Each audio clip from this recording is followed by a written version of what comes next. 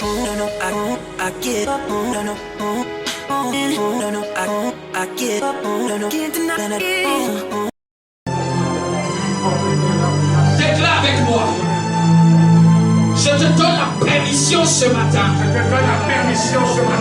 De prendre la place que tu mérites dans ma vie.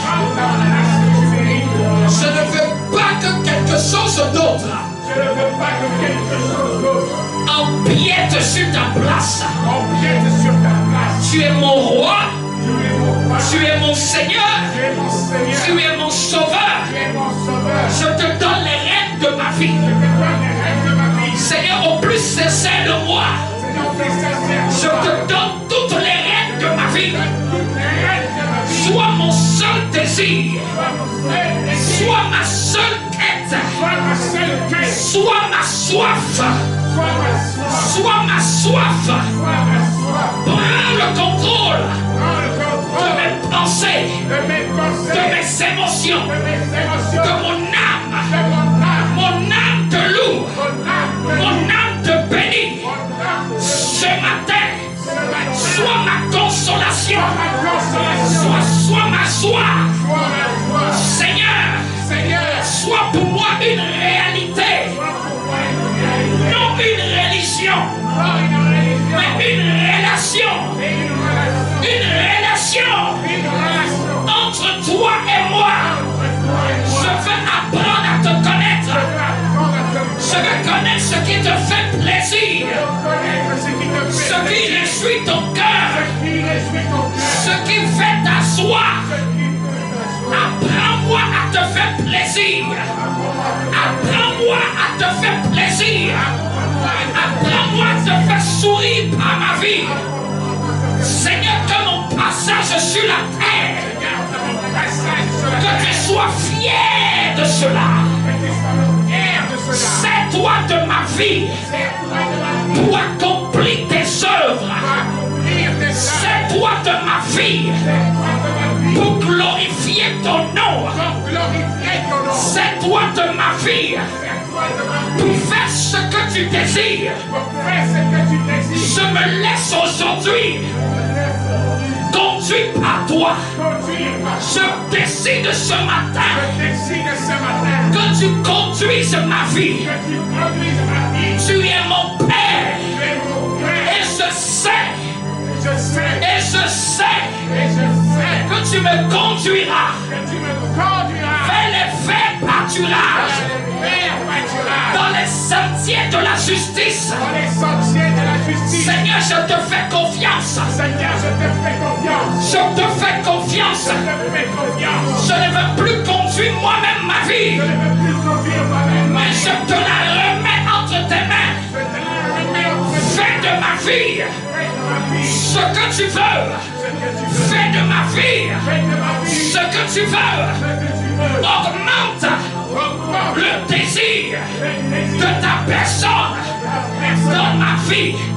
Augmente l'amour que j'ai pour toi. Augmente l'amour que j'ai pour toi. Je te demande une seule chose ce matin. Augmente l'amour, la passion, l'effervescence que j'ai pour toi. Seigneur, fais-moi sortir de la timidité. Mais rends-moi embrasé pour ton évangile. Seigneur, prends le contrôle de tout mon être, mon esprit, mon âme et mon corps. Mon esprit est à toi. Mon âme est à toi. Mon corps t'appartient. Je suis à toi. Devant le ciel et devant la terre, je témoigne ce matin que l'Éternel est mon berger, est mon Dieu, est mon Seigneur. Devant même les démons ou les esprits de ma famille, je témoigne ce matin.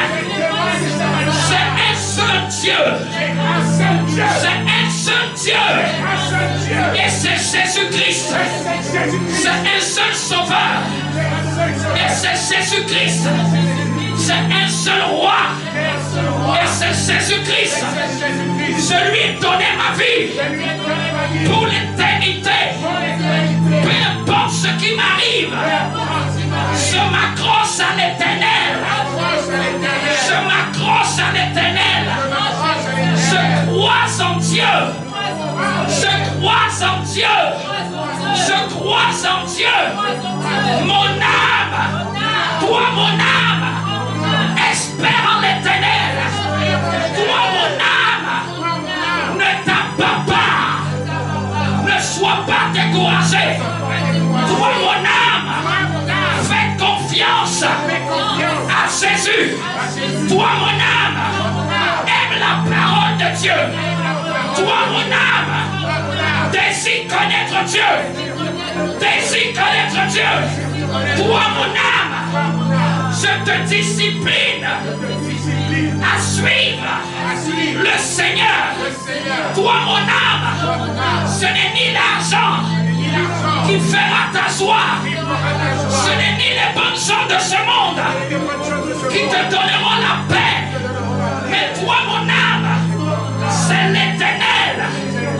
Mon shalom, ma paix. Mon shalom, ma paix. Ma paix. La paix. La paix du Seigneur. La paix du Seigneur dans mon âme. La paix du Seigneur dans mon âme. Souffle un vent nouveau dans ma vie.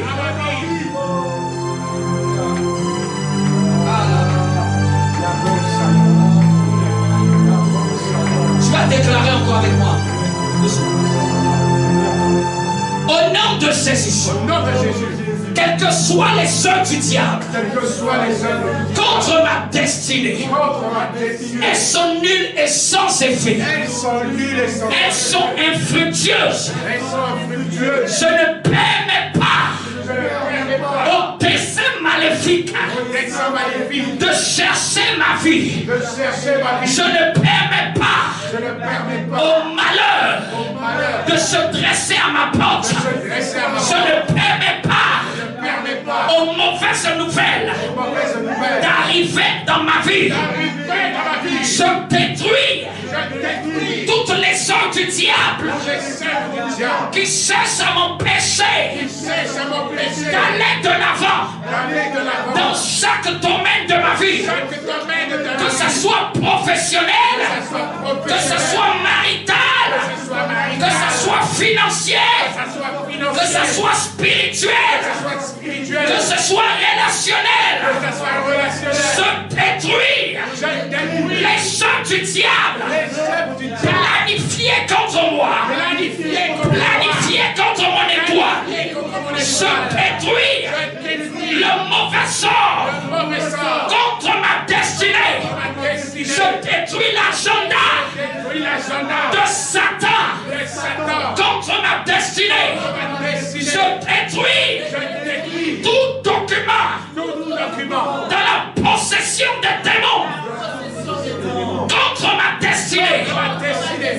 Aujourd'hui, en tant que fils de l'Éternel, je détruis et je réprime ce qui m'empêche d'aller de l'avant, ce qui m'empêche d'aller dans une autre dimension.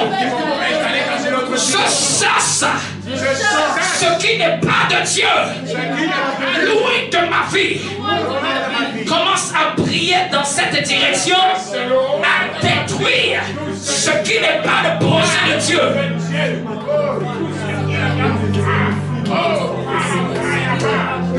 Détruis-les au nom de Jésus.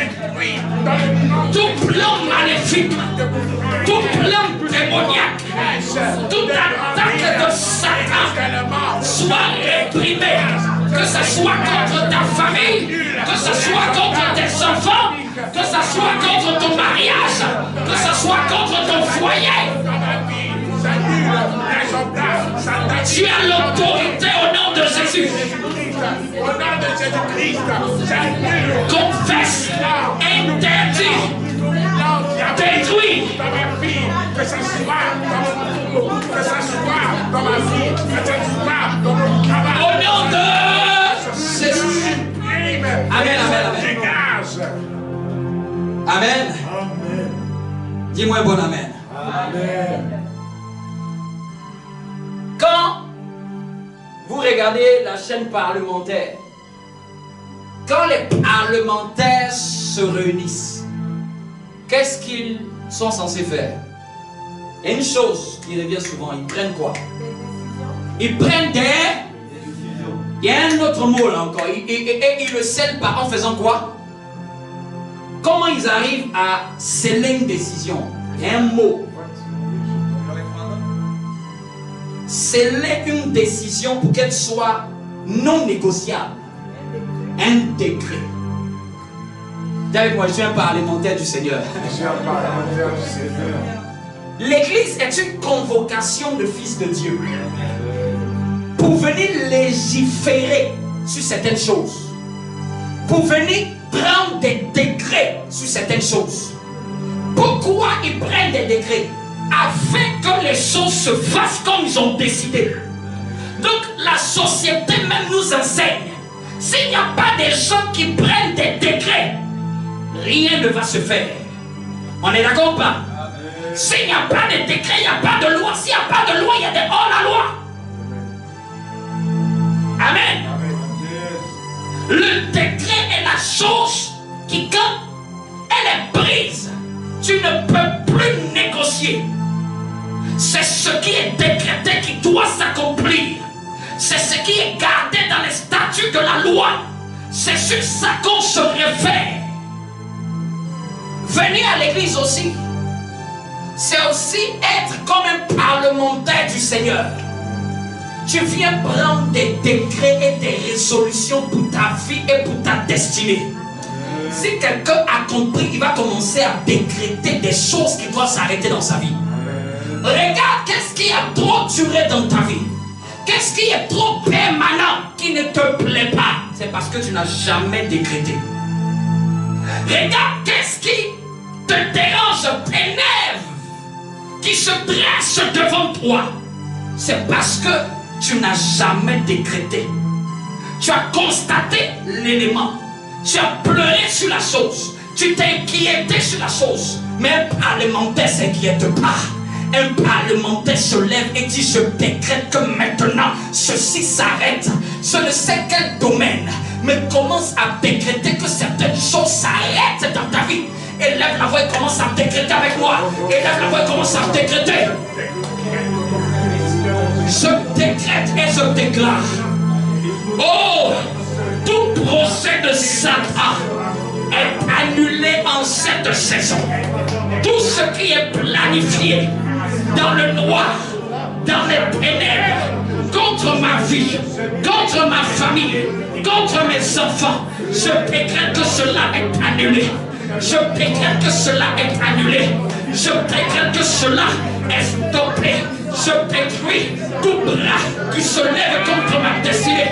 Je décrète le manque pas dans ma maison. Je décrète la pauvreté pas dans ma maison. Je décrète, oh oui, la honte pas dans ma maison. Je décrète la maladie pas dans ma maison. Je décrète le malheur pas dans ma maison. Je décrète, oh oui, c'est de l'aridité, la sécheresse pas dans ma maison. Je décrète l'épidémie pas dans ma maison. Je décrète, stop! Je décrète, je ne vivrai pas les erreurs de mes parents. Je ne vivrai pas les erreurs de mon père. Je ne vivrai pas les erreurs de ma mère. Je ne vivrai pas les conséquences des péchés de mes ancêtres. Je le décrète, ça suffit maintenant. Décrète avec moi. Au nom de Jésus. Lève la main comme un parlementaire du Seigneur. Au nom de Jésus. Je décrète et je déclare la médiocrité loin de ma vie. Le malheur loin de ma maison. Je décrète et je déclare. Je ne vivrai pas les conséquences des péchés de mes parents. Je ne vivrai pas les conséquences des péchés péchés de mon père, les conséquences des péchés de ma mère. Je ne vivrai pas les conséquences de l'idolâtrie de mes ancêtres. Je décrète et je déclare. Je suis inarrêtable. Je suis instoppable. Je suis inarrêtable. Les projets de l'ennemi, quel que soit le domaine, sont annulés. Sont annulés. Avec un ton ferme, sont annulés. Sont annulés. Sont annulés.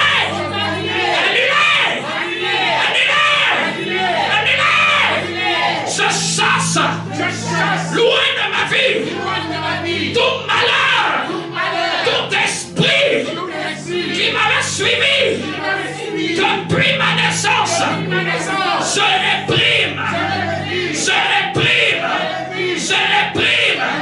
et je chasse tout esprit qui n'est pas du Seigneur, loin de mes pensées, loin de ma maison, loin de ma destinée. Toi, esprit impur, toi qui rôdais autour de ma vie, toi qui m'observais, que les ténèbres te frappent d'aveuglement. Éloignez-vous de moi. Oh, de ma vie. Oh, de ma vie. Avec un ton faible. Oh, de ma vie. Je vous chasse. Quelle que soit votre nature, quelle que soit votre mission, soyez chassés. Chassés.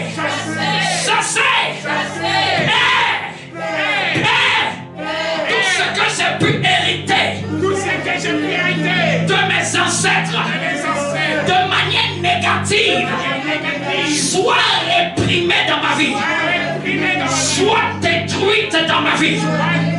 Je refuse tout héritage maléfique. Je refuse tout héritage maléfique. Tout héritage qui n'est pas de Dieu. Quitte ma vie ce matin. Bien-aimé de ton femme, quitte ma vie ce matin. Quitte ma vie ce matin. Allez-y loin de moi. Loin de moi. Loin de moi. De ma tête à mes pieds. Lâchez mon étoile. Lâchez ma destinée. Lâchez mes projets. Lâchez ma carrière. Lâchez ma santé. Lâchez mes pensées. Lâchez mon âme.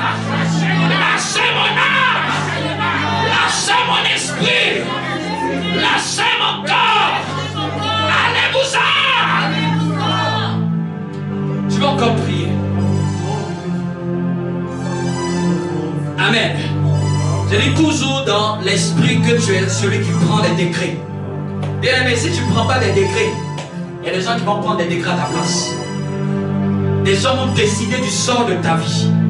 Les occultes vont décider du sort de ta destinée. Décider de ce qui doit se passer là où tu passes. Je ne veux pas subir le sort. Je veux influencer ma destinée. Tu vas détruire toute alliance négative qui parle contre ta destinée. Toute alliance. Amen. Élève la voix et détruis. Tu dis alliance négative qui parle contre ma destinée. Détruis-les. Des gens ont tissé les alliances. Et cette alliance peut parler contre ta vie. Mais si tu te lèves, ça va s'arrêter. Des alliances d'idolâtrie avec d'autres dieux. Je détruis ces alliances. Je les détruis jusqu'à la racine. Je les détruis jusqu'à la racine. Je détruis les alliances sataniques, démoniaques, héréditaires, transgénérationnelles. Je les détruis. Je les détruis. Je les détruis. Je les détruis. Détruis-les, détruis-les, détruis-les. Toute alliance qui parle contre ta vie, qui parle contre ton étoile, qui parle contre ta vie, qui parle contre ta vie, détruis ces alliances ce matin. cette prière.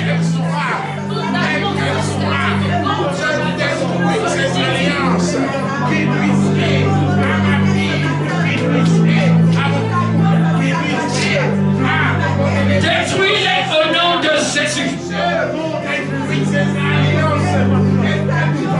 Détruis ces alliances qui ne sont pas de Dieu, qui parlent contre ton sang, qui parlent contre ton nom de famille, qui parlent contre le nom que ton père t'a donné, qui parlent contre tes origines, qui parlent contre tes origines. Je détruis ces alliances. Je détruis ces alliances. De la tête aux pieds, ces pactes sont révoqués. Ces pactes sont révoqués. Ces alliances sont détruites.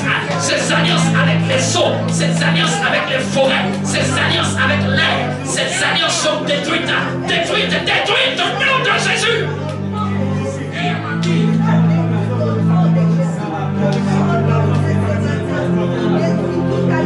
Mets la main droite sur la tête.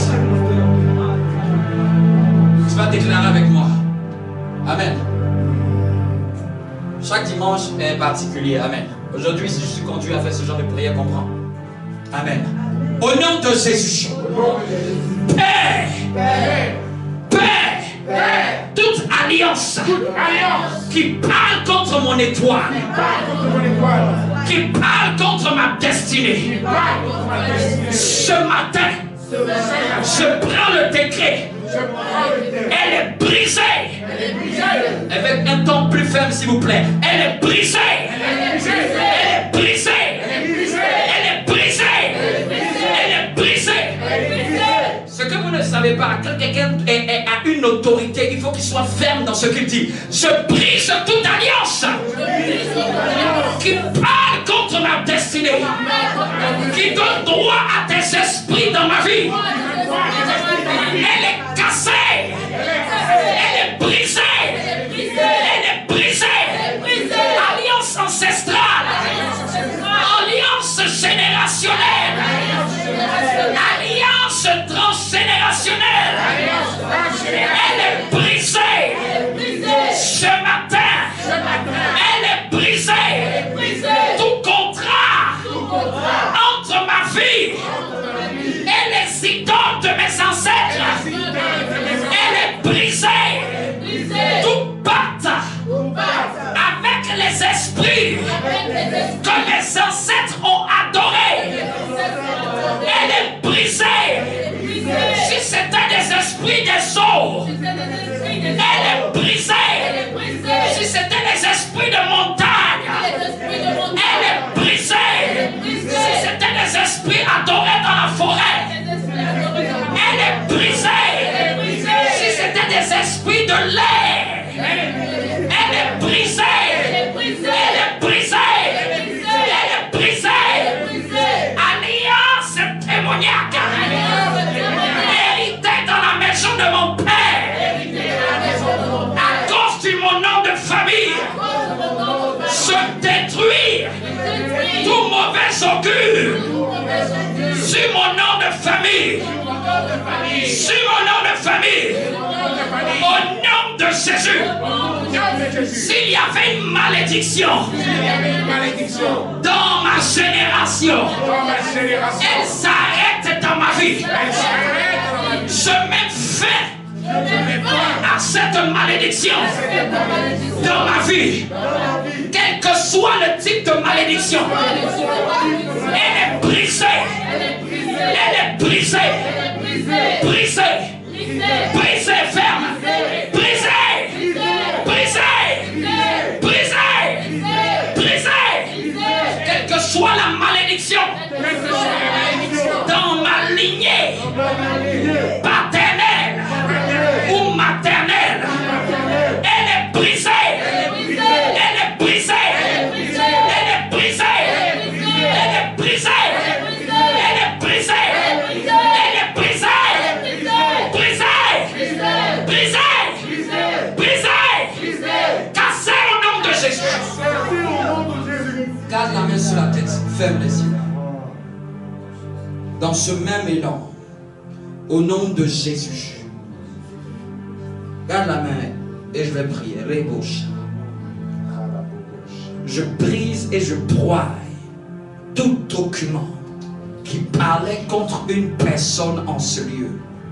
Tout dossier, tout document, tout testament démoniaque qui parlait contre le nom d'une personne dans cette salle, elle est détruite au nom de Jésus. Père, de la même manière, je vois cette feuille froissée.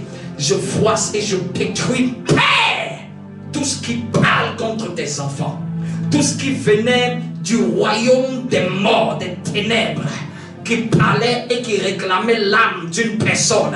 Je détruis et je brise au nom de Jésus cette réclamation. Jésus a dit à Pierre, Pierre, Satan t'a réclamé. Jésus était avec Pierre pendant 3 ans, mais après 3 ans, il dit Satan t'a réclamé. Je brise toute réclamation de Satan dans vos vies.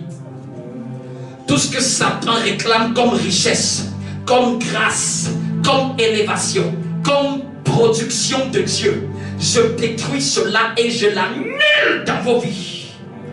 Je menace tout esprit qui s'oppose à votre destinée. Écartez-vous d'eux. Lâchez-les. Je brise votre influence. Lâchez les pensées, lâchez les cœurs, lâchez les esprits, lâchez les mentalités. Je brise les influences. Toute réclamation est brisée ce matin. Toute réclamation est brisée ce matin. Brisée ce matin. Regarde, pendant que je parle, une forte chaleur envahit la tête d'une personne. L'emprise est cassée, c'est l'onction de l'Esprit de Dieu. Pendant que je parle, cette chaleur que tu ressens au sommet de ta tête, c'est la puissance de Dieu qui vient pour briser ce qui se lève contre ta tête, ce qui se lève contre ton étoile, ce qui se lève contre ton esprit. Je brise le joug de l'ennemi, je brise le joug de la mort, je brise le joug de l'interdit dans ta vie au nom de Jésus. Je détruis le programme de maladie. Là où on avait voulu te rendre malade, je brise cette réclamation de maladie sur ton corps, au nom de Jésus-Christ de Nazareth. Je réprime la maladie dans ton être, dans ton sang, dans tes cellules. Je réprime la programmation de mort prématurée. Je réprime cela, je réprime cela, je réprime cela au nom de Jésus. Là où il était programmé que tu prendrais une voiture et que tu mourrais dans cette voiture, je réprime cela. Cette programmation écrite dans les ténèbres est effacée par le sang de Jésus. Que l'ange de l'Éternel que je vois, oh oui, brise, oh oui, les interdits. Là où c'était marqué des interdits dans ta famille, qu'on ne dépasse pas ce genre de grâce. On n'atteint pas un certain niveau de vie, on reste toujours dans le même trou. Je brise et je te fais sortir du trou de ta famille. Je détruis l'aridité. Je maudis la sécheresse. Je maudis là où ta famille a connu la sécheresse. Que cela ne soit pas ton partage. Que cela ne soit pas ton partage. Là où ta famille a subi le manque. Que cela ne soit pas ton partage. Là où ton père et ta mère ont trimé pour réussir dans la vie, pour avoir un certain niveau, je prie que cela ne soit pas ton partage. Je prie que tu ne vas pas trimer pour avoir les mêmes choses. Tu ne vivras pas les mêmes erreurs que ton père. Tu ne vivras pas les mêmes erreurs que ta mère. Tu ne passeras pas par le même chemin de tes ancêtres, tu m'entends? Tu ne vivras pas les mêmes difficultés, les mêmes combats, quels que soient les combats, que l'Éternel t'accorde la victoire. Je libère ton étoile, je libère ta destinée, acclame comme un victorieux. Amen. Acclame mieux que ça. Amen. Qui est béni ce matin? Regarde quelqu'un, dis-lui, apprends à prendre des décrets quand tu pries. Oui, souvent quand tu pries, tu finis d'adorer, de louer, de glorifier le Seigneur. Souvent, il faut entrer dans la phase où tu connais qui tu es. Et tu commences à regarder chaque facette de ta vie, tu prends des décrets. avec fermeté. Amen. Prends place. Je salue ta merveilleuse présence. Regarde à quelqu'un, dis-lui, excellence, majesté, que tu es. Dis-lui, tu es la plus belle création de Dieu. Dis-lui, si on ne te l'avait pas dit, je te le dis ce matin.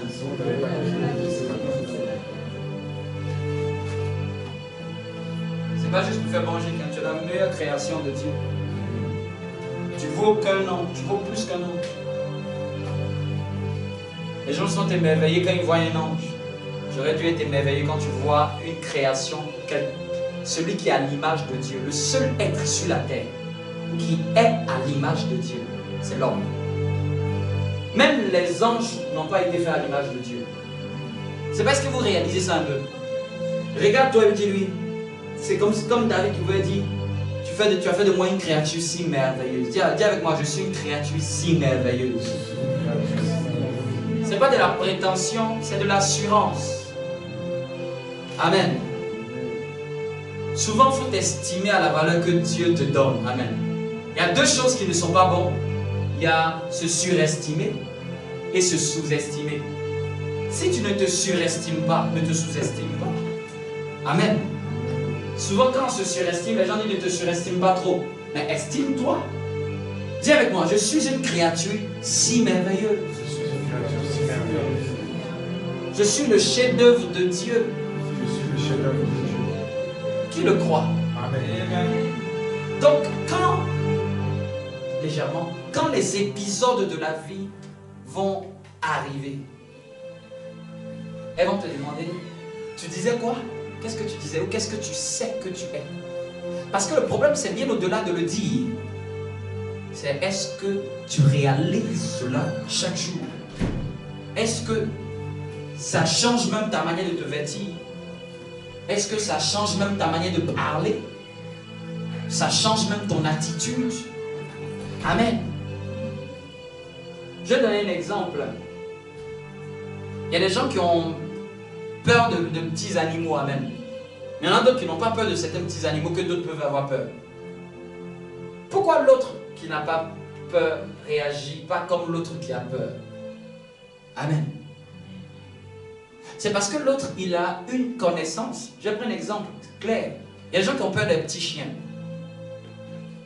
Il y en a d'autres qui n'ont pas peur. Et la plupart, souvent, ceux qui n'ont pas peur, c'est ceux qui ont grandi avec des animaux, des chiens. Par exemple, moi, je n'ai pas peur d'un chien. C'est-à-dire que si je vois un chien qui traverse, ma première réaction, ce n'est pas la peur. Là où tu peux te défendre, c'est quand ils fonce sur toi. Amen.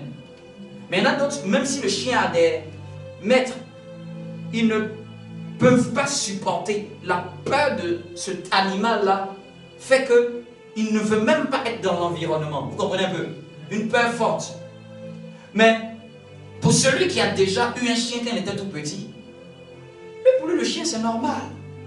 Pourquoi? Parce qu'il connaît le chien. Celui qui a peur, vous savez qu'est-ce qu'il y a? C'est parce qu'il a il y a une sorte d'idée qui est mentale, qui est préconçue, ou peut-être il a vécu une expérience. Et donc c'est l'image qu'il a qui fait qu'il réagit comme ça. Vous comprenez un peu? Mais pour celui qui a grandi avec le chien depuis tout petit, qui a joué avec lui, il sait même souvent même comment bloquer même un chien. Amen. Ou comment l'empêcher même de lui mordre. Ou bien, je vais prendre même un maître chien. Un maître chien n'aura pas peur d'un chien. Pourquoi? Il est maître dedans. Lui, il touche toujours l'animal. Il sait même comment empêcher de se faire mordre. Mais pour celui qui n'est pas maître chien, le chien pour lui sera quelque chose de instable. Vous comprenez? Qu'est-ce qui fait la différence entre le maître chien et l'individu normal? C'est parce qu'il y a quelqu'un qui est maître dans la chose qu'il connaît. C'est pareil pour les choses de Dieu. Ça reste Dieu. Mais celui qui grandit dans la connaissance de Dieu, l'apôtre Paul pouvait dire, jusqu'à présent, vous n'êtes pas devenus des maîtres. Oui, la Bible appelle les chrétiens à être des maîtres dans les choses de Dieu. Dis avec moi, je dois être un maître dans les choses de Dieu. Maître, c'est-à-dire que c'est quelqu'un qui a une certaine maîtrise. Master. Le master. C'est comme ça Jésus, on l'appelait Rabbi. Rabbi veut dire maître. Amen. Dis avec moi, je dois devenir un maître dans les choses de Dieu. C'est très important. Parce que les gens pensent que c'est une question de habitude religieuse. Non, ce n'est pas une habitude religieuse. C'est une question, je dois découvrir une personne. Je dois apprendre à la découvrir.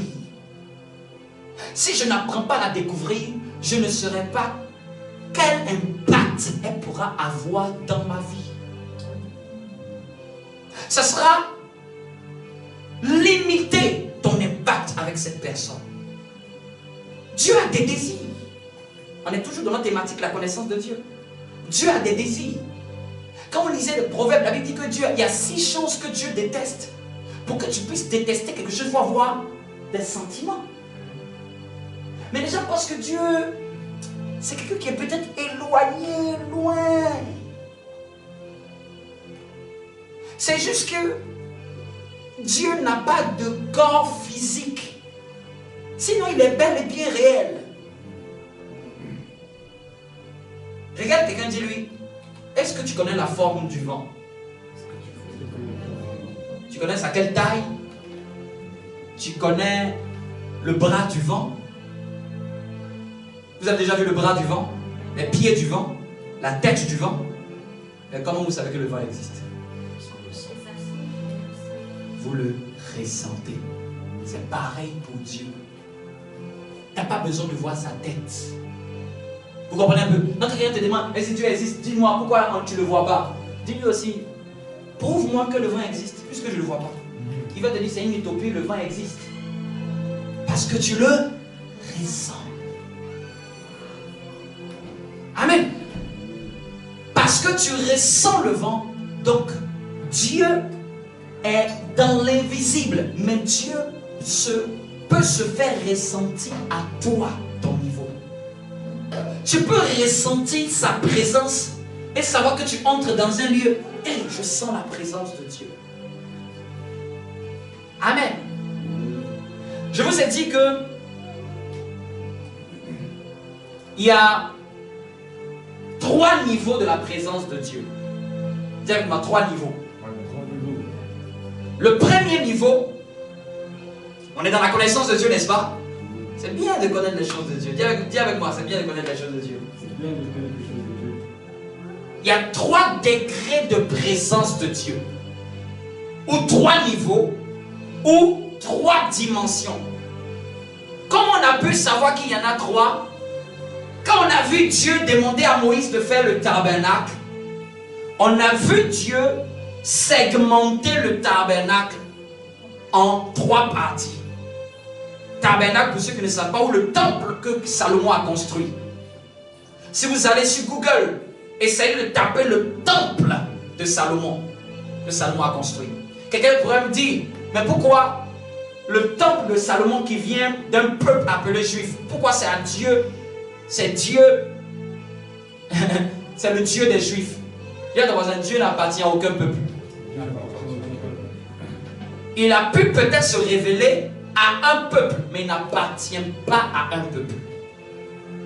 Le Dieu que nous prions, ce n'est pas le Dieu des Européens.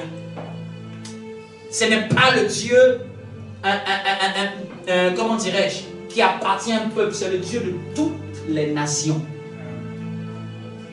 Parce que souvent j'entends dire, les gens disent, laissons les dieux des Européens, retournons à nos dieux. Dis à quelqu'un, est-ce que tu sais qui tu adorais avant? Qui tes ancêtres adoraient? Si on te montrait le visage de qui tes ancêtres adoraient, même dans tes rêves, tu n'aurais jamais adoré ça. Quand tu vas dans certaines religions ethniques, tu vois des religions où les gens dessinent un masque.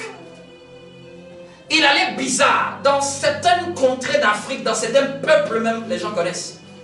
Tu vois, les gens font des fêtes et ils font sortir un masque. Qui a déjà vu ça? Ou qui a déjà participé à ça? Dans certaines cultures, les gens font sortir un masque. Ils mangent le jour de la fête et ils dansent. Ils vont dire que c'est la culture. C'est pas la culture. Vous êtes en train d'adorer un Dieu, vous ne savez pas. Amen. c'est un culte qui est en train de se faire. C'est juste que comme c'est pas comme une messe, machin, les gens ne portent pas le beau. Ce jour-là même, les gens s'habillent d'une manière particulière. Je connais un peuple dans mon pays d'origine où il y a un jour spécial et tous ils s'habillent en blanc. Avec du talc. Et ils font beaucoup d'offrandes et de libations proches de la mer. Quand tu n'es pas spirituel, tu vas dire, ah ouais, ils ont une très bonne culture. Ça, c'est pas la culture. Derrière chaque culture se cache un culte. Et derrière chaque culte se cache une divinité qui est adorée, consciemment ou inconsciemment. Je vais prendre même un exemple en Europe. Il y a souvent une fête qui est faite en Espagne, la fête du taureau. Et il y a même un jeu qui se fait, on appelle ça corridas, qui se fait autour de l'effigie d'un animal. Et là où il y a toujours du sang, le jour qu'ils le font, c'est soit l'animal est blessé par les flèches de la personne, vous avez déjà suivi ça quand même, ou c'est soit l'animal blesse la personne qui joue avec lui. Vous vous avez jamais demandé quel est cet attroupement de personnes auprès d'un soi-disant quelqu'un qui est un peu comme un prêtre, qui est habillé de manière différente. On met ça dans un jeu, c'est un culte. Qui avait su que c'était un culte? C'est un culte à la divinité qui est symbolisé par le taureau. Et comment tu peux savoir que c'est un culte? Il y a un prêtre. Quand il n'y a pas de prêtre là, il y a quelqu'un qui est désigné pour faire le service. Ce n'est pas ceux qui sont assis. Lui ne s'habille pas comme tout le monde. Comment vous savez savoir que c'est un culte?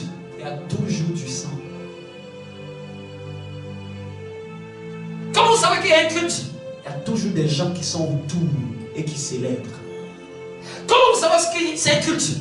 Ça égaye les gens. Les gens se détendent ou sont dans l'extase en voyant ça.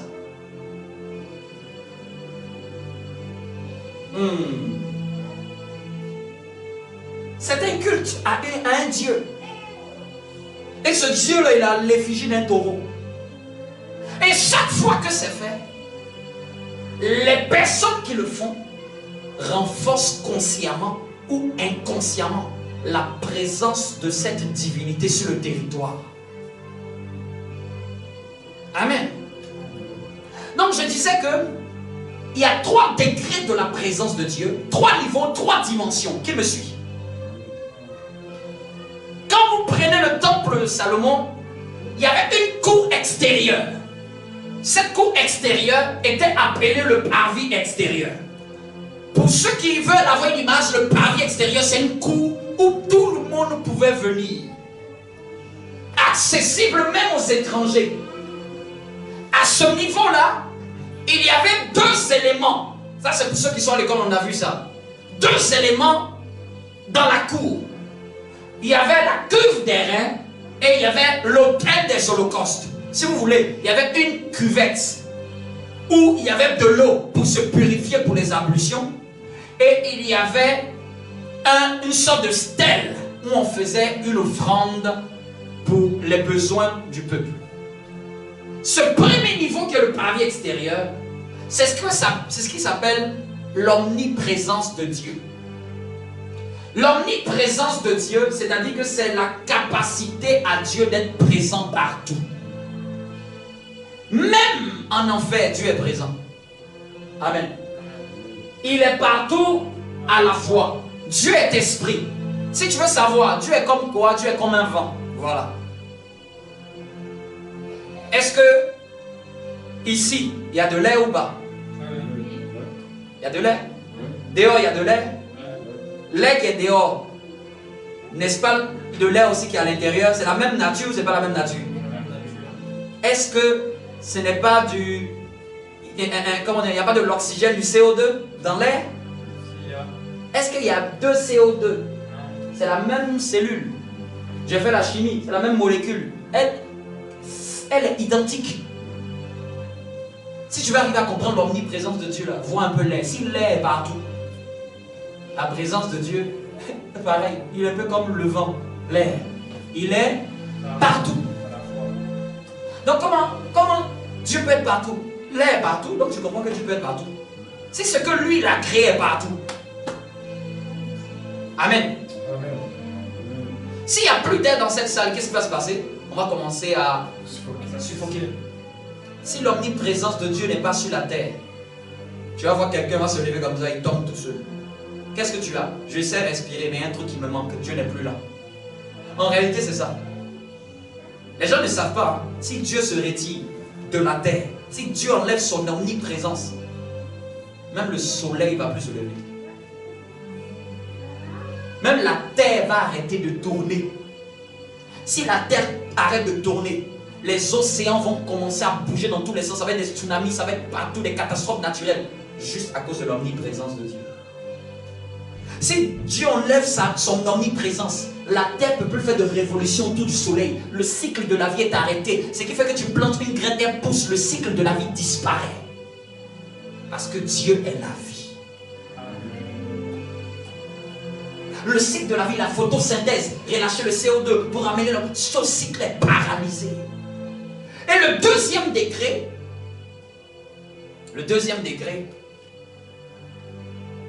cette deuxième forme de présence-là est appelée de différentes manières. Mais un des mots simples que je vais vous donner, c'est la présence de Dieu qui se manifeste par l'onction. Les anciens arrivent à comprendre. Elle a appelé la présence de Dieu, mais c'est une présence de Dieu manifestée par l'onction. Tellement l'onction. L'onction, c'est un peu la présence de Dieu, mais un peu plus renforcée dans le lieu. Qui me suit, vous arrivez à comprendre un peu? Quand vous regardez dans le temple, elle se trouvait dans le lieu, ce deuxième lieu, le lieu saint. Pourquoi je l'appelle l'onction? Parce que l'une des caractéristiques de l'onction, c'est l'huile. Amen. L'un des symboles de l'onction, c'est l'huile. Dites-moi, quand vous mettez votre main dans de l'huile, même quand vous essuyez avec un torchon, c'est que votre doigt reste toujours huilé ou pas? Par rapport à l'eau et à l'huile, qu'est-ce qui tache le plus? C'est l'huile. Si l'huile tache votre vêtement, c'est fini. Vous voyez? De la manière que l'huile, pourquoi Dieu prend l'onction et il symbolise par l'huile? Il dit au fait que c'est une présence un peu plus durable. Vous voyez un peu? C'est une présence, quand elle te touche, elle ne te laisse pas tout de suite. Vous connaissez? Il y a des parfums de 10 €. Quand tu mets sur toi dans le salon, tu es dehors, tu ne sens plus l'odeur. C'est un parfum ou c'est pas un parfum? Mais il y a un mot là. Il y a un mot dans les parfums là. Oh Seigneur, aide-moi. Pour ceux qui connaissent bien là, il y a un degré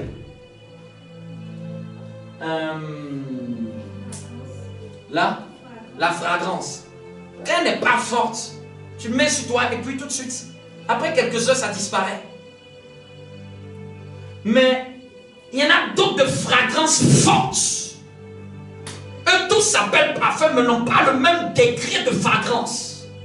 C'est Dieu, mais en omniprésence et en onction, c'est pas pareil. Quand vous lisez dans le lieu saint, il y avait des éléments.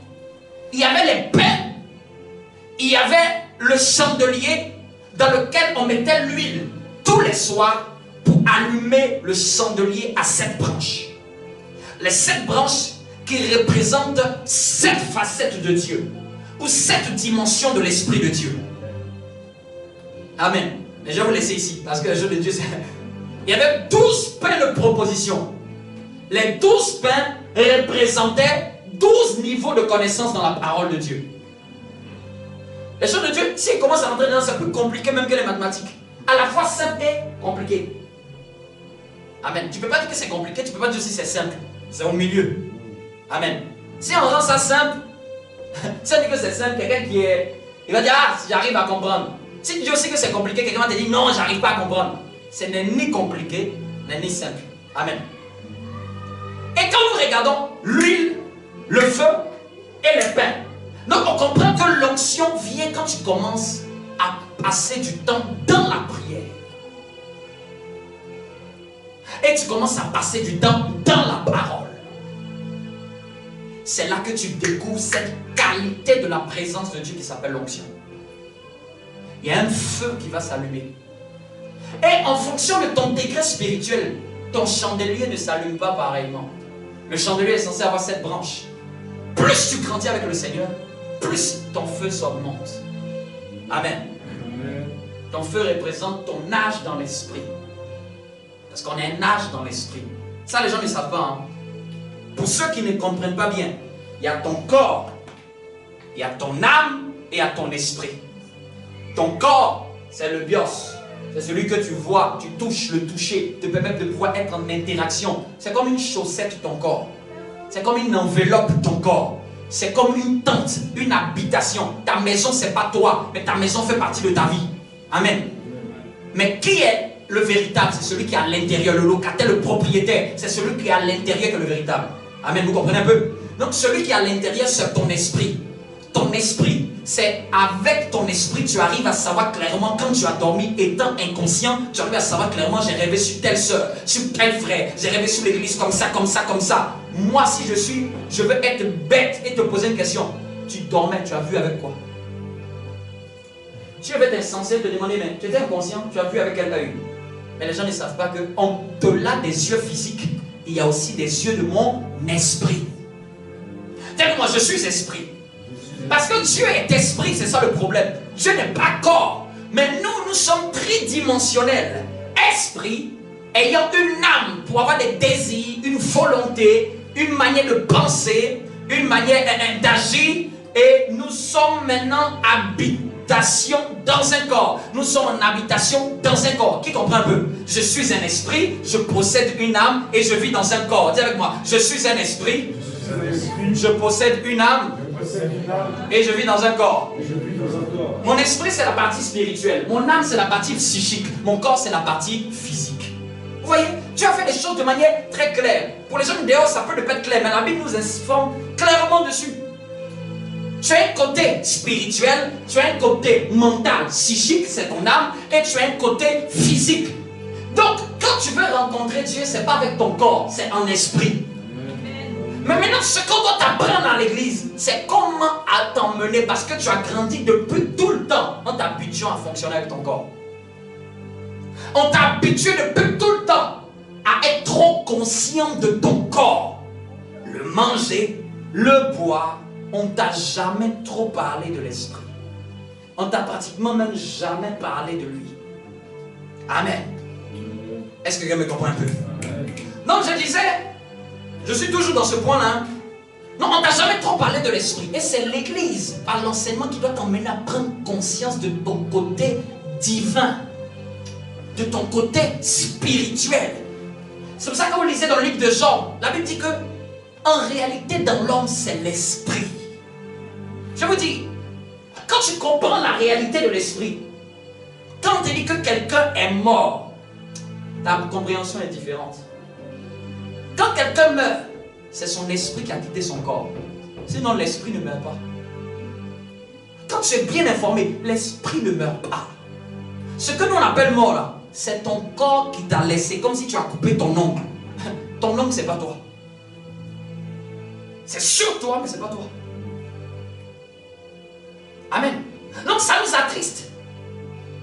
Quand quelqu'un part, mais quand tu as grandi dans l'esprit, tu as une manière de comprendre différente. Et souvent on dit voici la dépouille de. Mais c'est pas elle, vous dites la dépouille de. Mais elle-même, elle est où? C'est que pour que la personne n'est pas là, le corps devient inerte. Il y a comme une coloration. Vous comprenez un peu? C'est ce qu'on appelle la vie. La vie n'est plus. Le corps est là, mais la vie n'est plus. Ce qui donne la vie là, c'est l'esprit. Le sang est là, les organes sont là, mais on ne comprend pas. Il n'y a plus de vie. Quand les médecins font la réanimation, c'est pour dire, ton esprit revient, essaie de revenir. Essaie de réanimer ton corps. C'est pour essayer que ton esprit revienne dans le corps. Mais quand c'est le temps du Seigneur, c'est le temps du Seigneur. Il y a des gens, c'est le temps. Qu'est-ce que tu fais? L'esprit doit partir. Chacun est né avec un temps à faire sur la terre, dans son corps. J'ai dit dans ton... Donc, il ne faut même pas t'attrister. Nous, on ne va pas mourir. On va se revoir dans une autre dimension. Dis avec moi, on va se revoir dans une autre dimension. C'est pour ça que je suis trop content d'être chrétien. Amen. Ici, là, nous sommes en entraînement avant le jour du Seigneur. Ce que nous sommes en train de faire ici sur la terre, là, c'est un échauffement avant la réelle rencontre. Amen. N'est-ce pas intéressant les choses de Dieu? Donc, quand tu comprends que tu es esprit, tu sais que Dieu ne se rencontre pas dans la chair, dans le corps. Dieu se rencontre en esprit. Donc j'ai dit la deuxième dimension de la présence de Dieu, c'est celle que je vais appeler la présence de Dieu, mais symbolisée par l'onction. Elle s'obtient quand tu commences à faire de Dieu, tu as une certaine intimité de Dieu, un peu comme ton ami. Amen. Au niveau, à la première dimension, Dieu n'est pas obligé d'être ton ami, mais il est omniprésent. Tu le connais, tu ne le connais pas, il est là. Mais pour goûter à la deuxième dimension, celle qui peut te tâcher, et qu'on peut regarder sur toi, il y a quelque chose de particulier sur lui là. Non, quand tu commences à prier, il y a quelque chose qui passe. Ou bien quand le pasteur commence à prier, toi tu sens qu'il y a quelque chose qui est en train de passer sur tout ton être. Ou bien quand on est en train d'adorer, tu sens comme si... Qui a déjà ressenti la présence de Dieu? Elle est différente de chacun à l'autre. Amen. On est des esprits et chacun n'a pas la même manière de ressentir la présence de Dieu. Et les gens qui vont ressentir la présence de Dieu, ils vont couler des larmes. Parce qu'en réalité, ton âme ne peut pas supporter la présence de Dieu. Je vous le dis. Dieu, s'il vient même te toucher à 15 mètres, tu vas fondre dans les plus grands sanglots. Et tu sais pourquoi? Ton âme reconnaît que vient de savoir, c'est mon créateur. Vous avez vu comme un enfant, quand il a fait longtemps sans voir son parent, le jour qu'il le voit, il y a les larmes, il y a une joie, il y a une extase. Quand la présence de Dieu est là, il y a comme une joie, tu peux rire. Je connais bien aimé. Il dit un jour comme ça, il est commencé à rire indépendamment de lui-même. Je vous l'ai dit, la présence de Dieu peut faire que tu peux rire sans t'arrêter. Tu veux t'arrêter, tu n'arrives pas. Ta mâchoire bouge tout seul. Parce que ta joie là ne vient pas d'une information. Elle vient de la présence de Dieu. Tu ris de joie. Amen. La présence de Dieu peut venir sur toi. Tu peux commencer à danser. Oui. Tu commences à danser en esprit. C'est comme si tu sais que tu dois suivre tel pas. Tu ne sais pas comment tu vas expliquer. Parce que tu le sens dans l'esprit. Il y a des choses que tu ne peux pas expliquer. Tu le sens. Amen. Il y a des gens qui rentrent dans une salle. Ça sent du Dior. Comment tu sais? Est-ce que tu es habitué à fréquenter ça? Non, j'arrive dans un lieu. Ils ont prié ici. Hein? Il y a Dieu ici. Je vous le dis. Quand tu as Dieu, même quand tu restes trop dans un lieu, tu pries plus dans ce lieu-là. N'importe quel être humain va arriver. Il y a comme une atmosphère qui a changé dans ce lieu. Tu as fait une distorsion dans le temps. Tu as mêlé l'éternité dans le temps de l'homme. Et tu peux voir que le lieu là, quand tu commences à prier, c'est comme si le courant passe. Chez toi à la maison, quand tu commences à prier dans le lieu, tu sens que ça passe là-bas. Elle a l'habitude de prier là-bas. C'est-à-dire que certainement c'est la porte des cieux dans ta maison. Amen. Jacob a dormi quelque part. Il a posé sa tête. Il n'avait pas d'oreiller. Il a pris une pierre. Il a couché sa tête fatiguée. Il n'avait rien. Il a eu un rêve. Une échelle. Il voit des anges qui montent, qui descendent. Quand il s'est levé le matin, hey! Ici, ça doit être la maison de Dieu. Ici, il a pris la pierre. Il a versé l'huile. Ses ancêtres lui avaient dit, là-haut, tu vois la présence de Dieu venir. Ah, faut pas le rater. Il a appelé le lieu Bethel. Amen. Dieu est omniprésent, mais ne se manifeste pas dans la dimension de l'onction partout. Hein. Il est omniprésent, même dans les bars, il est omniprésent. Mais le deuxième niveau, c'est pas partout. Est-ce que vous comprenez un peu? Quand on passe au deuxième niveau, c'est une manifestation de la présence de Dieu un peu plus renforcée. Elle vient quand il commence à être adoré. C'est pour ça que chez toi, aime l'atmosphère de la louange et de l'adoration. Aime toi-même être la louange. Aime toi-même être celui qui adore Dieu. Bien-aimé, Dieu c'est toute une atmosphère. Est-ce que tu sais que même quand tu es dans ta voiture, ce que tu joues, garde l'atmosphère de Dieu dans le lieu où tu es. Même dans ta maison, ce que tu joues peut chasser des anges de Dieu ou peuvent en appeler. Il y a des anges qui n'aiment pas aller dans d'autres maisons. Pourquoi? Parce que là-bas, c'est autre chose qui se joue. Quelqu'un va dire, ah, c'est la musique, ça joue seulement à la télé. Le monde spirituel ne comprend pas ça. Le monde spirituel comprend une odeur qui est répugnante, qui sent dans ta maison. C'est ça que les gens ne savent pas. Ah non, mais c'est une musique normale. Mais ça n'attire pas Dieu. C'est pour ça que les gens discutent et débattent. Est-ce que je peux écouter mon Saint? Je veux jouer ce qui va appeler Dieu. Si ça n'appelle pas Dieu, ça ne m'intéresse pas. Même s'il a chanté avec son intellect, est-ce que Dieu, tu prends plaisir à venir quand tu entends ça? Non, on ne parle pas de Dieu dedans, pourquoi Dieu va venir? Ça peut être une bonne chanson, mais pas pour Dieu. Pour les hommes, oui, mais pas pour lui. Dieu, pour qu'il vienne, il faut que ça parle de lui. Donc, quand tu peux me demander, parce que c'est quelle chanson que je dois chercher à écouter le plus? Il faut écouter la chanson qui parle de Dieu. Quand Dieu va venir, et je vais vous donner des symboles de la présence de Dieu. Quand Dieu vient, il peut te parler sur ce qui va t'arriver demain. C'est ça le plus grand avantage d'avoir Dieu. Dieu est venu voir Abraham. Et puis il a envie de partir. Et puis il dit, bon, est-ce que j'ai caché à Abraham ce que j'ai fait? C'est mon ami quand même. Quand tu commences à te lier d'amitié avec Dieu, Dieu commence aussi à te parler de ce qu'il veut faire sur la terre.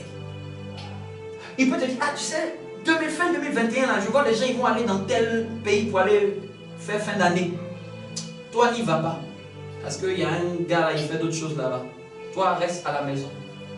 Si tu n'as pas Dieu, tu vas faire ça comment? Toi, si tu te lèves, ah, nous tous on doit aller en Chine pour aller faire le 31 là-bas, c'est bien. Dieu peut te dire, reste. Tout le monde, tu as pris même ton billet le dernier jour là. Dieu peut te dire, reste. Parce que tu ne sais pas ce qui va s'arriver. Dieu, je préfère avoir ami comme Dieu et ne pas avoir d'amis humains. Parce que tu es sûr de ne jamais être seul. Le troisième niveau, c'est un niveau plus élevé. Ce troisième niveau-là est appelé la gloire de Dieu. Celui-là,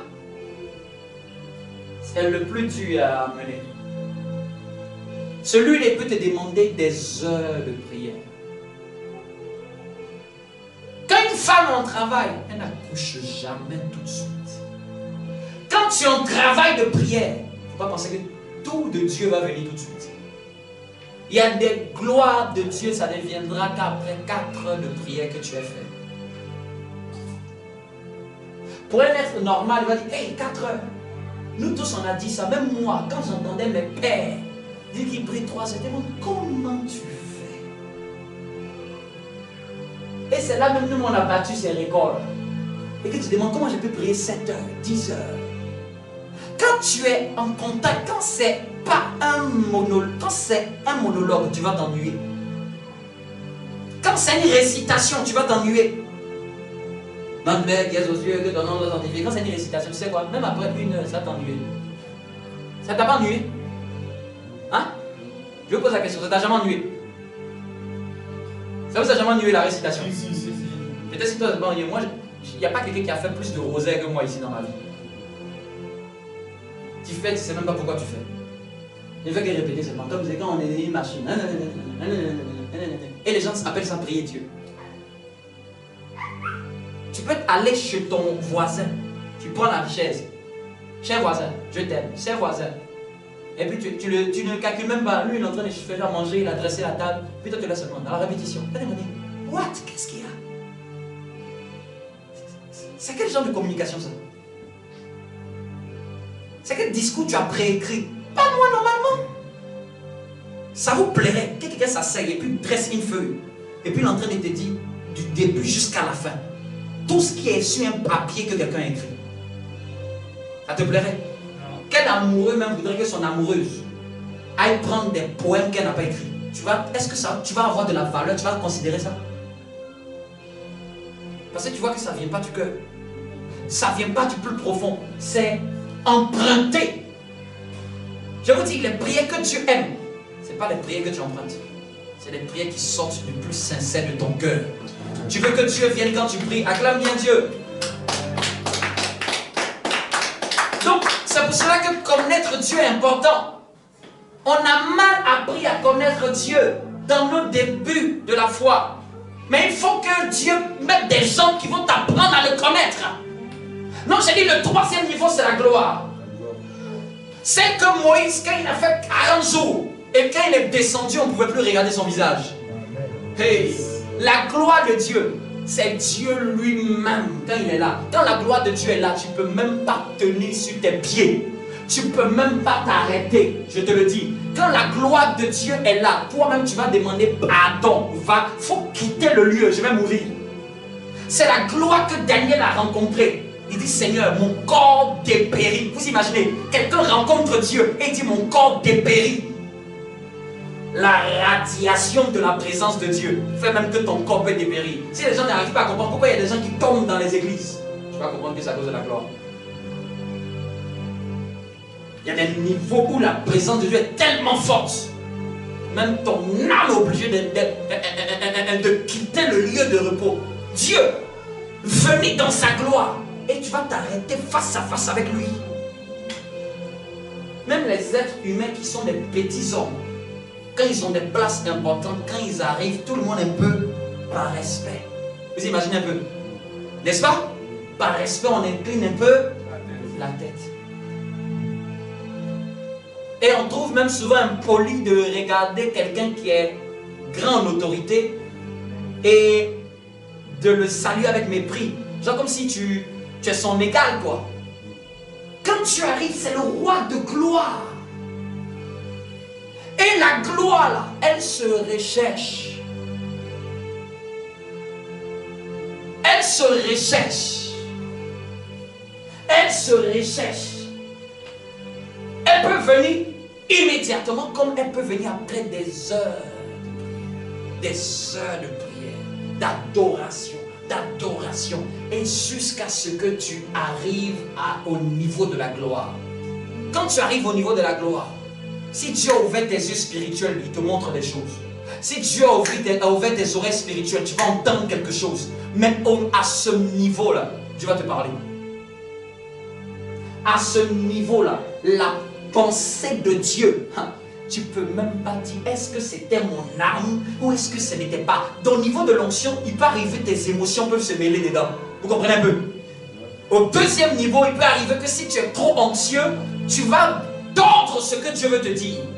Ton âme va filtrer mal ce que Dieu veut te dire. Vous comprenez un peu? Mais au niveau de la gloire, même tout le monde est unanime. Ça, c'est Dieu qui a parlé, il n'a rien à dire. Amen. Vous comprenez un peu? Ton âme a tellement élevé Dieu que ton âme ne peut plus se mettre entre toi et Dieu. La pensée de Dieu pour toi est claire. Amen. Sa pensée pour toi est claire. Amen. Mais avant que d'arriver à ce niveau-là, il faut laisser Dieu avoir fait un travail en toi. Sa parole demeure en toi. Ses paroles demeurent en toi. Moi, je ne vous dirai jamais que j'ai entendu Dieu audiblement comme vous m'entendez. Ça ne m'est jamais encore arrivé. Amen. Et ça n'a pas besoin de m'arriver pour que Dieu me parle. C'est ça le problème. Les gens, quand ils pensent que Dieu doit leur parler, ils prient, et puis ils tournent un peu l'oreille comme ça. Tu dois prier, et puis tu dois regarder en toi. Qu'est-ce qui monte? Parce qu'il est déjà en toi. Il ne faut pas chercher une voix à l'extérieur. Il faut chercher à écouter à l'intérieur. Sois attentif à ce qui bouge à l'intérieur. Sois attentif à ce qui monte dans ton cœur. Amen. Dis avec moi un bon amen. Amen. Qui est content d'être dans la présence de Dieu? Donc dans la connaissance de Dieu, voici les 3 niveaux. L'omniprésence, l'onction et la gloire. Amen. Et la gloire est l'image de l'intimité, comme d'un homme et sa femme.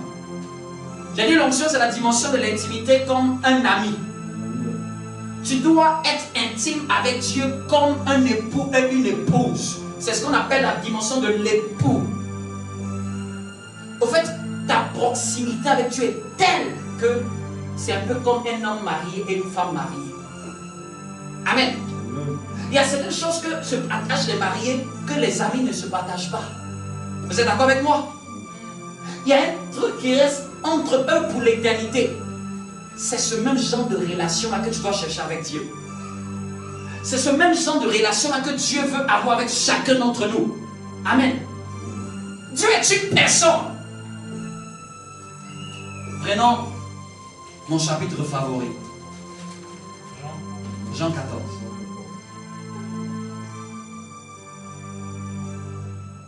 Dis avec moi, Dieu est une personne. Dieu a des émotions. Dieu a une manière de penser. Dieu a des désirs. Dieu a des penchants. Dieu peut te parler sur tout. Dis avec moi, Dieu peut te parler sur tout. Dieu peut te parler sur tes enfants. Dieu peut te parler sur ton mari. Dieu peut te parler sur ta femme. Dieu peut te parler sur ton frère. Dieu peut te parler même dans ton travail. Il peut te donner même des conseils. Dieu même peut te dire que ce que tu traverses là, qu'est-ce que c'est? On pose des questions à Dieu. Les personnes qui ne posent pas beaucoup de questions à Dieu, ce sont les chrétiens. Dieu se questionne. Dieu sait tout, mais Dieu se questionne. Seigneur, comment? Qu'est-ce que ça veut dire? Je vous ai expliqué ici les 3 temps de Dieu, n'est-ce pas? Le hier, le aujourd'hui, éternellement. Amen. Vous pensez que j'ai eu cette information là où ça? Je lui ai demandé, mais pourquoi on dit que tu es hier? Pourquoi on dit que tu es aujourd'hui et éternellement? Moi, j'ai posé la question à l'esprit. Le problème, quand tu poses des questions à Dieu, ne t'attends pas à croire que automatiquement tu auras une réponse. Reste disposé, cherche, tu vas voir que ça va monter dans ton cœur. Qui m'explique la Bible si ce n'est pas Dieu? Vous pensez que c'est qui? Il n'y a personne qui s'assoit dans ma chambre pour m'expliquer. Il n'y a que le Saint-Esprit. Amen. Il n'y a que le Saint-Esprit. Même quand je prêche comme ça, là, qui peut me donner des inspirations? C'est Dieu. Amen. Je n'ai pas fait d'école pour apprendre à prêcher. Jamais. C'est un don de Dieu. C'est Dieu qui me donne l'esprit pour comprendre. Il y a des gens qui lisent la Bible ne peuvent pas comprendre. Parce qu'en fait, c'est Dieu qui explique la Bible. Amen. Moi, c'est quand vous dites comment Dieu a l'habitude de me parler et comment Dieu va avoir l'habitude de vous parler. Il va souvent vous monter des pensées très douces dans votre cœur. Si tu es trop distrait, tu ne vas jamais savoir que c'est Dieu qui t'a parlé. C'est ça le problème. Chaque fois que Dieu m'a parlé, je ne peux pas te dire que... je ne peux pas t'expliquer comment c'est. Au fait, si tu es trop distrait, tu l'as raté. Si tu as la tête ailleurs, tu n'es pas assez posé spirituellement. Je dis posé spirituellement. Ton esprit n'est pas assez aiguisé. Tu ne te frottes pas trop. La pensée est tellement douce que tu vas croire que c'est tes pensées. C'est ça le problème. Ah, tu vas croire que c'est une idée comme ça qui a traversé ton esprit. Tu vas croire que c'est venu comme ça tout doucement. Ça t'est jamais arrivé d'avoir une pensée et puis tu as dit oui, ça j'avais déjà eu ça en pensée. Ou bien j'avais déjà eu une impression que ça n'allait pas se faire. Ça vous est jamais arrivé d'avoir une impression et puis l'impression était bonne? Et même pas une fois, plusieurs fois. penses que c'est un hasard? L'impression l'a quitté où? Tu sais pourquoi c'est resté au niveau de l'impression? C'est parce que ça dépend du genre de relation que tu as avec Dieu. C'est un peu comme un bip, bip. Mais il n'envoie pas de message. Il bip. Donc quand tu te lèves le matin, tu as une impression que je ne sais pas pourquoi, j'ai une mauvaise impression. Mais tu n'as pas plus d'informations que ça. Et souvent quand tu captes l'impression, tu sais ce que tu dois faire? Tu entres dans la prière. Tu sais quoi? Quand souvent quelqu'un a déjà reçu un MMS, non, n'est-ce pas? Tu l'as reçu dans ton téléphone, mais tu ne peux pas lire. C'est déjà arrivé? Ouais. À cause de quoi? De tes données mobiles. Data. Qu'est-ce que tu dois faire? Activer la carte. Activer tes données mobiles, télécharger ce qui est déjà reçu pour lire l'information. Souvent, le package de l'information est venu dans ton cœur. Et puis, mais tu ne peux pas lire. Donc, quand tu vas être dans la présence, en train de télécharger la gloire, parce que c'est les datas du ciel qui permettent de lire le message du ciel. Et quand vous regardez le symbole des datas, c'est quoi? Il y a un envoi et réception. Il y a download, il y a upload. Qui est celui qui est l'émetteur? C'est moi. Qui est celui qui doit télécharger? Ça quitte du ciel et ça descend. Ça quitte de la terre et ça monte. Quand tu donnes la gloire à Dieu, Dieu te donne la compréhension de savoir ce qui vient de t'envoyer. Activer ses données mobiles, c'est être dans la présence de Dieu. C'est avoir l'habitude de cultiver la présence de Dieu. Amen. Quand on dit prier sans cesse là, ce n'est pas dire de prier tous les jours, sinon tu ne peux pas travailler. Mais c'est avoir l'habitude d'entretenir la présence de Dieu. Cela, tu vas te doucher, tu chantes. Cela, tu vas même te coucher, tu chantes. Dans ta voiture, tu chantes. Quelqu'un va te demander pourquoi. Toi, tu sais ce que tu es en train de faire. Tes datas restent tout le temps activées. C'est-à-dire que même pendant que tu es au volant, tu peux ressentir quelque chose de Dieu. C'est-à-dire que, bien aimé, Dieu peut te parler même hors dehors de ton temps de prière. C'est une question de fréquentation.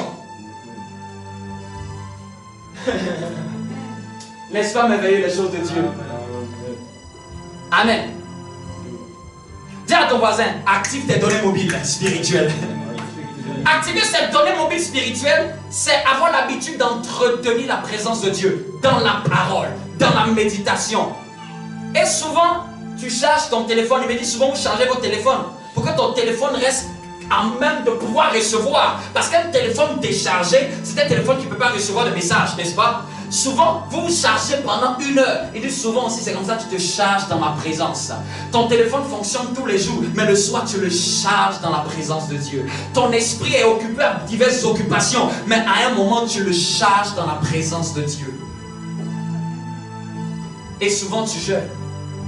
Jeûner aussi, c'est prédisposer ton esprit à plus se frotter à Dieu et laisser ton corps ne pas te déranger. C'est ça le jeûne. Ce que est la nourriture pour le corps est le jeûne pour l'esprit. Ton esprit n'a pas besoin d'eau. Ton esprit n'a pas besoin de nourriture. C'est ton corps qui a besoin de nourriture. Ton esprit, lui, se nourrit de la parole. L'homme ne se nourrira pas seulement de pain. L'homme ne se nourrira pas seulement de pain. L'homme ne se nourrira pas seulement de pain, mais aussi de toute parole qui sort de la bouche de Dieu. Quelle partie de l'homme se nourrit du pain? Le corps. Quelle partie de l'homme se nourrit de la bouche, de la parole de Dieu? C'est l'esprit. Donc ton esprit a besoin de manger. Dis à ton voisin, est-ce que tu nourris ton esprit? Est-ce que tu nourris ton esprit? C'est aussi la cause de ton incapacité à pouvoir écouter Dieu. Un esprit faible ne peut pas écouter Dieu. Un esprit qui n'est pas rempli de la parole de Dieu aura du mal à écouter Dieu. Ils ont ce verset là que j'aime bien, au verset 7. Jean 14, 7.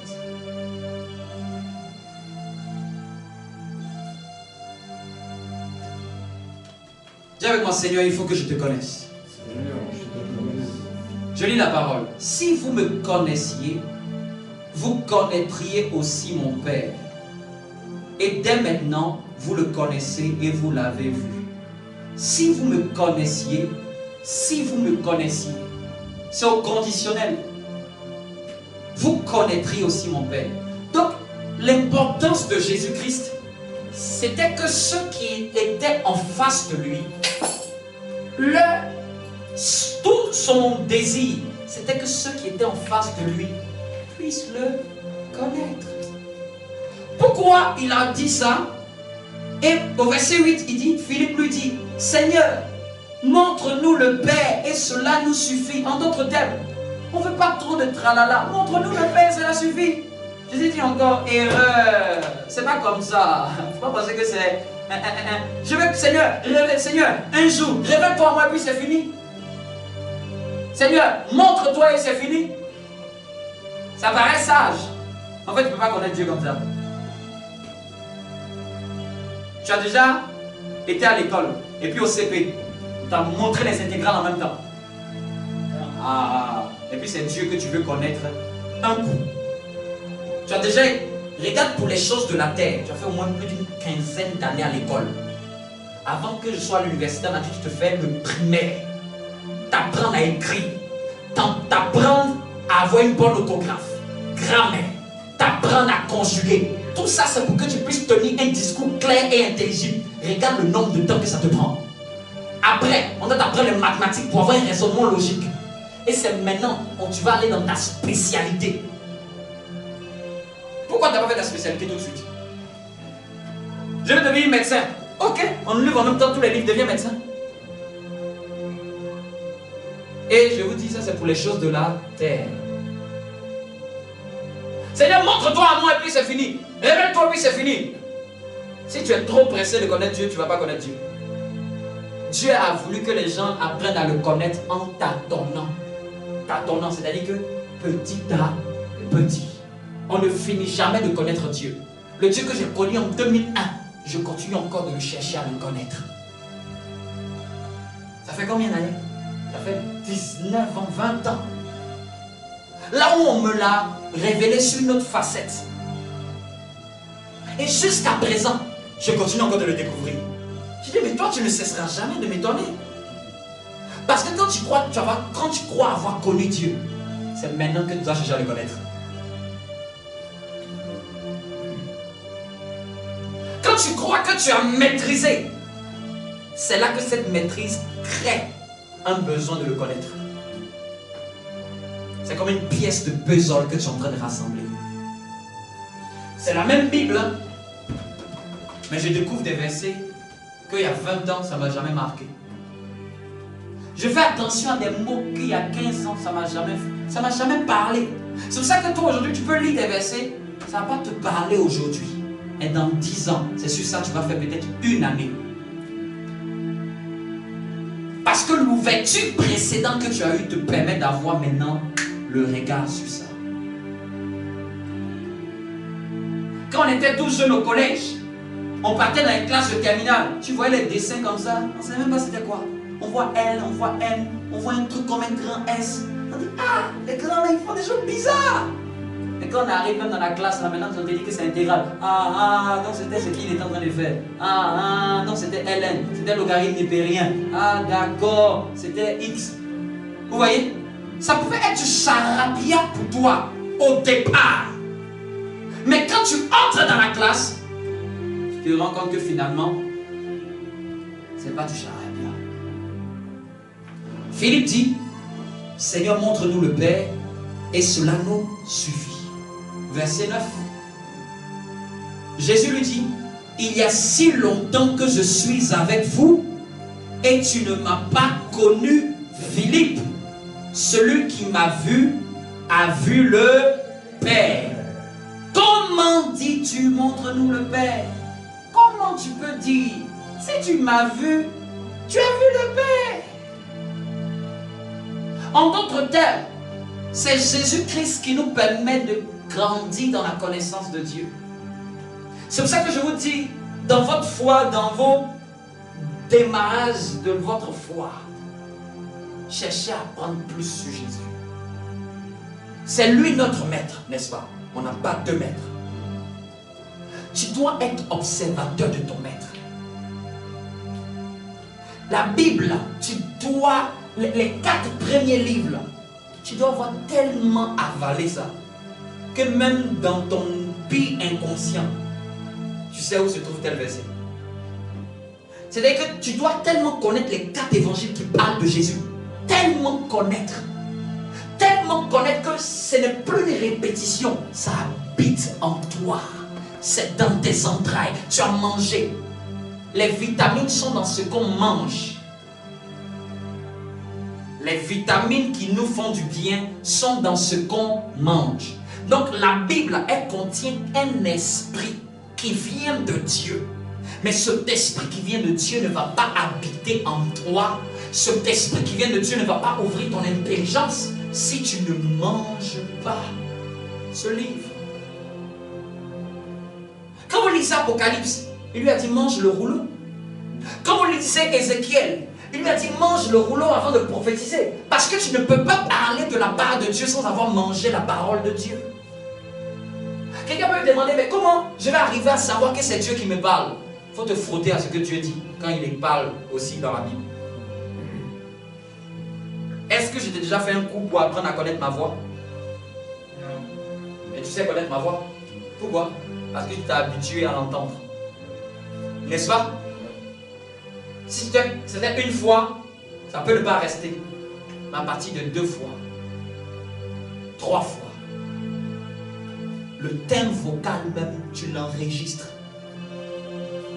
Quand tu commences à te frotter aux enseignements de Jésus, dans certaines Bibles même c'est marqué en rouge dans la Bible, pour dire fais attention, c'est distingué même du noir. Examine. Regarde même les mots qu'il utilise, les histoires qu'il utilise. Tu vas voir que même tes rêves vont prendre le genre d'histoire qu'il donne dans la Bible. Tu vas voir que même quand tu vas te parler, il va toujours prendre un verset que tu connais pour te dire que c'est moi, papa, qui te parle. Mais quand il n'y a pas de verset qui est en toi, tu ne sais même pas si c'est Satan qui t'a parlé.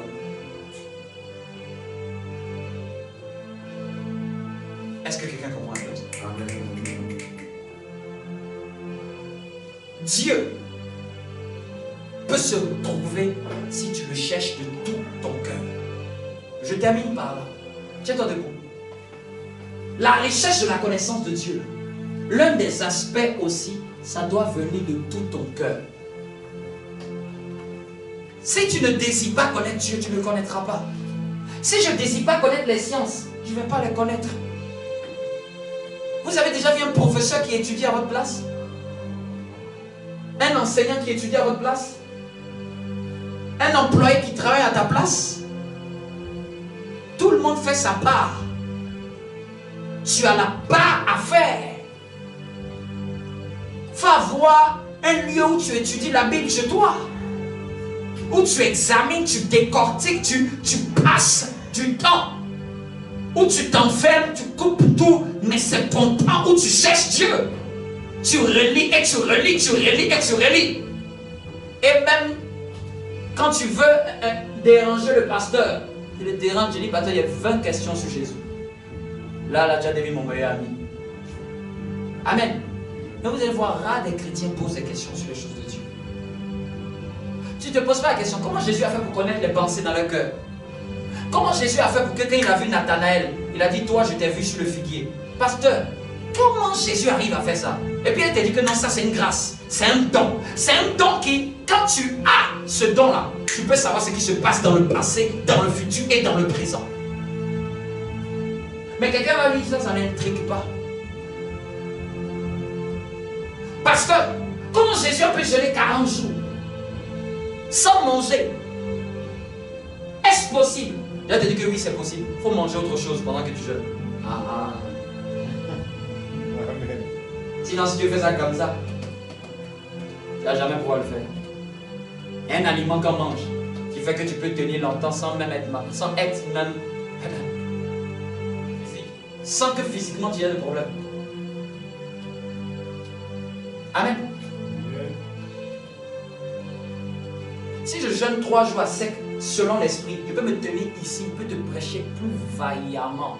Et puis il te dit que ça fait 3 jours, ni eau, ni boisson. Mais quelqu'un qui est charnel, il va mourir. Il va commencer à faire le mort le 2e jour.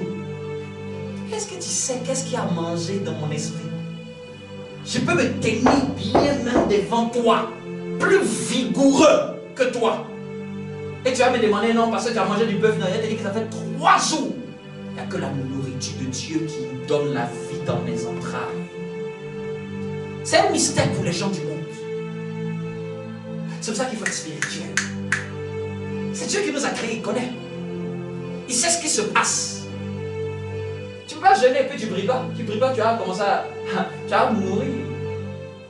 Tu vas apprendre que ton un jour là, c'est comme si la pire chose que tu n'as jamais faite. Mais quand tu pries, c'est comme s'il y a une force que tu vas avoir. Mets la main sur la tête et demande à Dieu de donner la force de le chercher. On va prendre le repas du Seigneur.